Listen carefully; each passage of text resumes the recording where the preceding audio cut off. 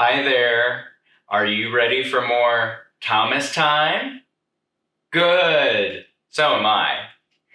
Today's story is the very first one where we get to hear about Thomas. So are you ready for our first story about Thomas? Wonderful.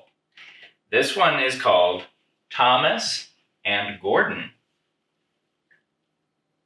Thomas was a tank engine who lived at a big station. He had 6 small wheels, a short stumpy funnel, a short stumpy boiler, and a short stumpy dome.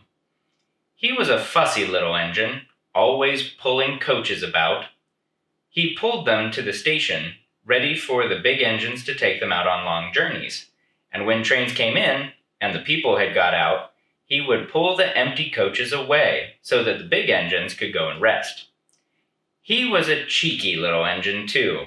He thought no engine worked as hard as he did, so he used to play tricks on them.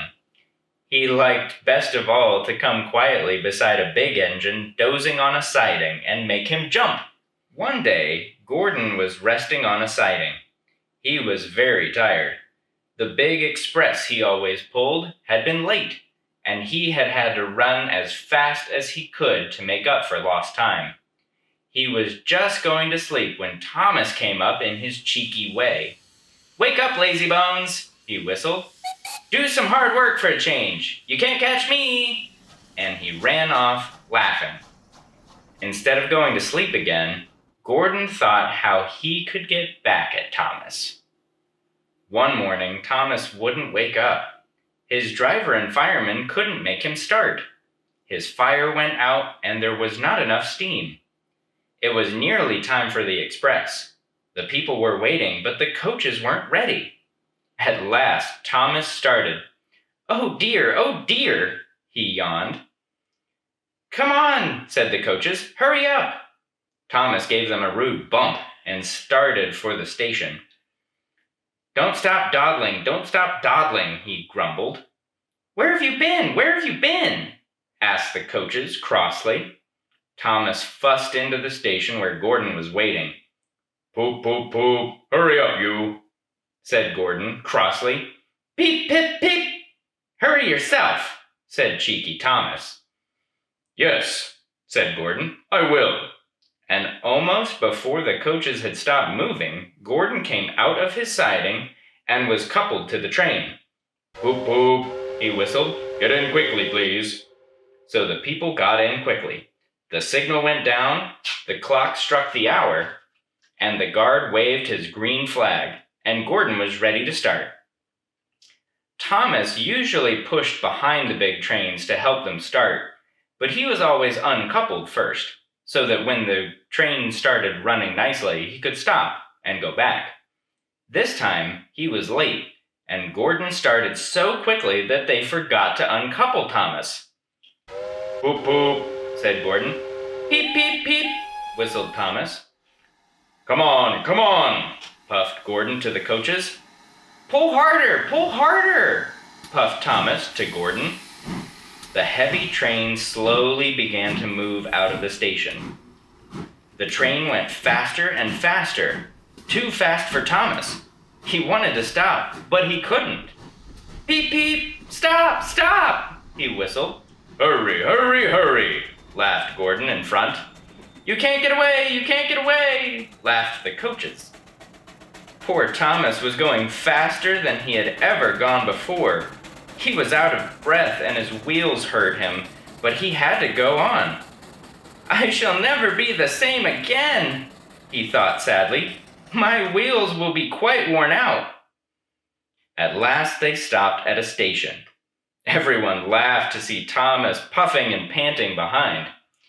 They uncoupled him, put him on a turntable, and then he ran onto a siding out of the way. Well, little Thomas, chuckled Gordon as he passed, now you know what hard work means, don't you? Poor Thomas couldn't answer. He had no breath. He just puffed away slowly to rest and had a nice, long drink. He went home very slowly and was very careful afterwards never to be cheeky to Gordon again. Well, it sounds like Thomas learned a lesson that time, didn't he? Are you ready for the next story? Okay. This one is called Thomas's Train. Thomas often grumbled because he was not allowed to pull passenger trains. The other engines laughed. "You're too impatient," they said. "You'd be sure to leave something behind." "Rubbish," said Thomas. "Just you wait. I'll show you." One night, he and Henry were alone. Henry was ill. The men worked hard, but he didn't get better. Now, Henry usually pulled the first train in the morning, and Thomas had to get his coaches ready. "If Henry is ill," he thought, "perhaps I shall pull his train." Thomas ran to find the coaches. Come along," he fussed. There's plenty of time, grumbled the coaches. He took them to the platform and wanted to run around in front at once, but his driver wouldn't let him. "Don't be impatient, Thomas," he said. So Thomas waited and waited. The people got in. The guard and the station master walked up and down, and the porters banged the doors, and still Henry didn't come. Thomas got more and more excited every minute. Sir Topham Hatt came out of his office to see what was the matter, and the guard and the station master told him about Henry. "Find another engine," he ordered. "There's only Thomas," they said. "You'll have to do it then, Thomas. Be quick now." So Thomas ran around to the front and backed down on the coaches, ready to start. "Don't be impatient," said his driver. "Wait until everything is ready." But Thomas was too excited to listen to a word he said. What happened then, no one knows. Perhaps they forgot to couple Thomas to the train. Perhaps Thomas was too impatient to wait until they were ready. Or perhaps his driver pulled the lever by mistake. Anyhow, Thomas started. People shouted and waved at him, but he didn't stop. "They're waving because I'm a splendid engine," he thought importantly. "Henry says it's hard to pull trains, but I think it's easy." "Hurry, hurry, hurry," he puffed, pretending to be like Gordon.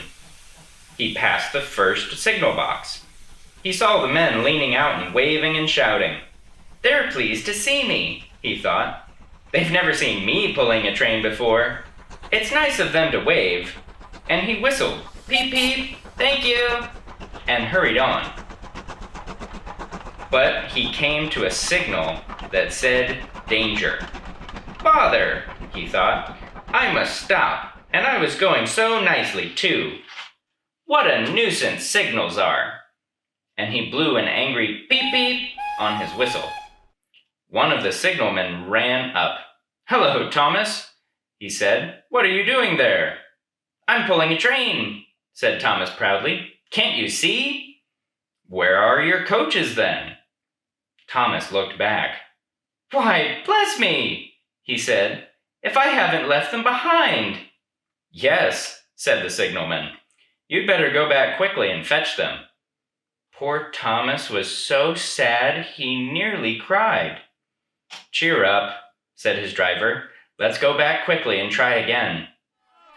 At the station, all the passengers were talking at once. They were telling Sir Topham Hatt, the station master, and the guard what a bad railway it was. But then Thomas came back, and they saw how sad he was, and they couldn't be cross. So they coupled him to the train, and this time he really pulled it. But for a long time afterwards, the other engines laughed at Thomas and said, "Look, there's Thomas who wanted to pull a train, but forgot about the coaches." The end. Sounds like Thomas gets himself in some trouble from time to time, doesn't he? Well, hopefully he does better next time. Until then, see you later. Bye-bye.